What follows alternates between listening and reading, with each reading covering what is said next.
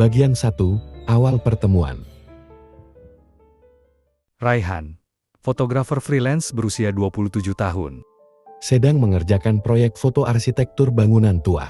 Saat memotret di gedung tua yang akan direnovasi, ia menangkap sosok wanita dalam cermin berwajah sangat cantik, dengan gaun putih klasik dan mata yang teduh. Sosok itu tidak tampak dengan mata telanjang, hanya muncul di hasil jepretannya. Raihan mencetak foto hasil jepretannya dan mulai merasakan keanehan. Malam itu, Raihan mendapati cermin kamar rumahnya memunculkan bayangan perempuan yang sama, tapi tak menyeramkan. Dia hanya tersenyum dan berbisik lewat mimpi. Namaku Ayuna, tolongku keluar dari jeratannya. Ayuna bukan sekadar arwah, dia punya kepribadian lembut, suka puisi, dan selalu hadir saat Raihan gelisah.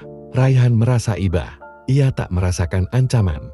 Justru, ada kedamaian aneh yang muncul tiap kali sosok itu hadir. Ia mulai berbicara padanya, menceritakan hidupnya, dan perlahan ia merasa jatuh cinta. Tapi setiap malam, wajah Ayuna tampak semakin pucat, dan rohnya seperti diseret oleh sesuatu dari belakang layar cermin. Bagian 2, rahasia di balik cermin.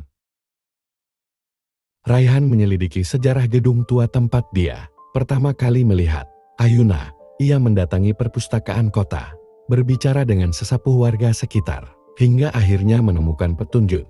Perempuan itu bernama Ayuna, putri bangsawan era kolonial yang menghilang secara misterius. Lewat bantuan seorang cenayang, Raihan mengetahui kebenaran yang mengerikan. Ayuna dulunya dikenal karena kecantikannya dan kelembutannya. Banyak pria jatuh hati padanya, termasuk seorang pemuda bernama Wiradipa. Wiradipa, seorang anak saudagar kaya, pernah melamar Ayuna, namun ditolak karena Ayuna tidak menyukai perangainya Wiradipa yang terkenal suka main perempuan. Penolakan itu memicu dendam.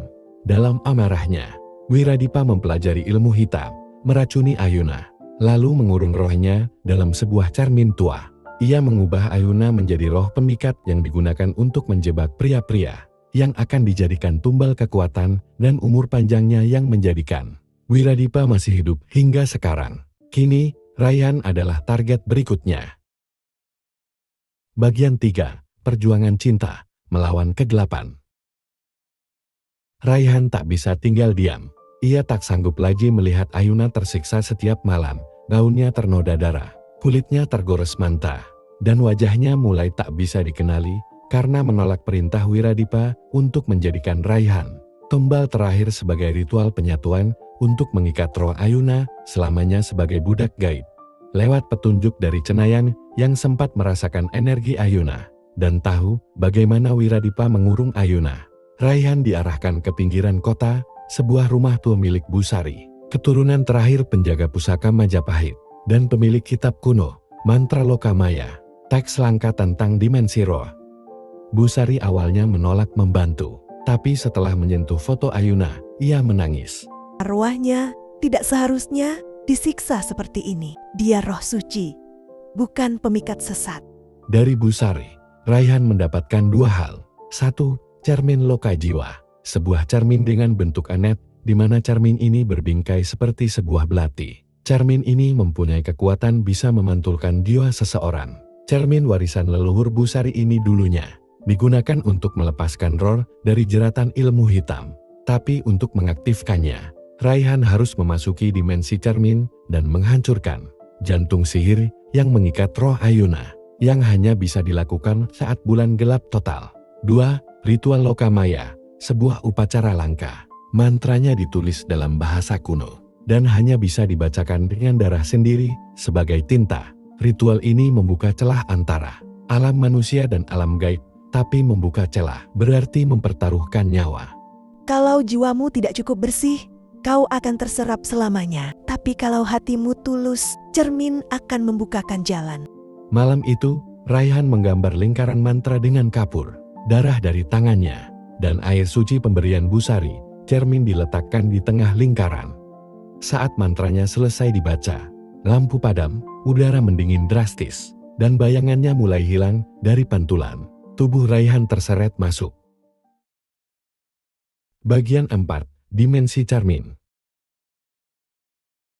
Ia tiba di dunia kelam, tanpa gravitasi. Kabut berbisim, dan bayangan berjalan mundur. Di kejauhan berdiri istana tua mengambang, terbuat dari kaca retak dan tulang manusia. Di dalam istana, Wiradipa menunggunya, bertahta di kursi dari kepala manusia. Tubuhnya menyatu dengan akar hitam. Kau datang juga demi cinta yang akan membunuhmu. Serahkan jiwamu, maka kalian akan abadi.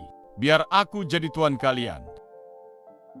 Raihan lalu maju melewati lantai yang dipenuhi pecahan kaca dan dinding dengan kaca yang tertancap.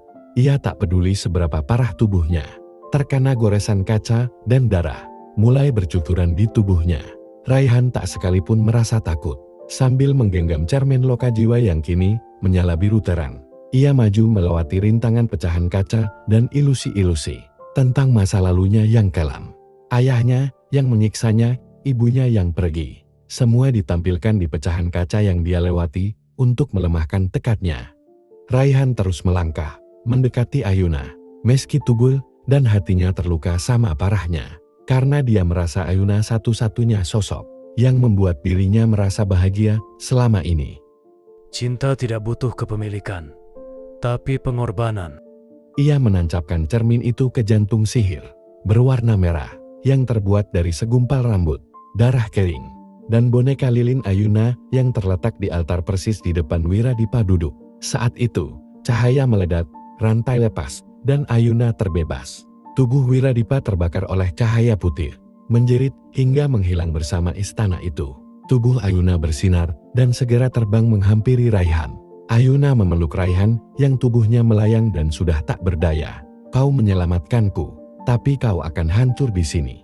Biarkan aku membawamu pulang. Ayuna memeluk Raihan sekali lagi, dan segalanya menjadi gelap. Bagian 5. Cinta di ujung waktu. Raihan terbangun di ruang tengah rumahnya. Tubuhnya menggigil. Lilin-lilin ritual telah mati, dan cermin suci yang dulu memantulkan penderitaan Ayuna telah retak menjadi ratusan serpihan hitam mengkilat. Tapi jiwanya terasa lega. Ia tahu Ayuna telah bebas. Hari-hari berlalu seperti bayangan di air. Raihan kembali ke kehidupannya, bekerja, makan, berbicara, tertawa kecil di sela-sela waktu. Tapi ia tahu, ada sesuatu yang telah hilang. Setiap pantulan kaca, setiap embun di jendela, seolah menunggu Ayuna kembali. Dan pada malam ke-40, saat hujan jatuh tanpa suara, Ayuna datang. Gaunnya putih bersinar, matanya lembut seperti kenangan. Tubuhnya setengah tembus pandan, bergetar halus dalam cahaya lampu. Ia berdiri di pintu kamar Raihan, menatapnya lalu berkata, "Aku datang karena hatiku belum pergi darimu." Raihan menahan napas. Tinggallah bersamaku. Ayuna tersenyum sedih. "Aku tidak lagi milik dunia ini, Raihan. Tapi kau telah membebaskanku, dan karena itu, aku ingin kau hidup."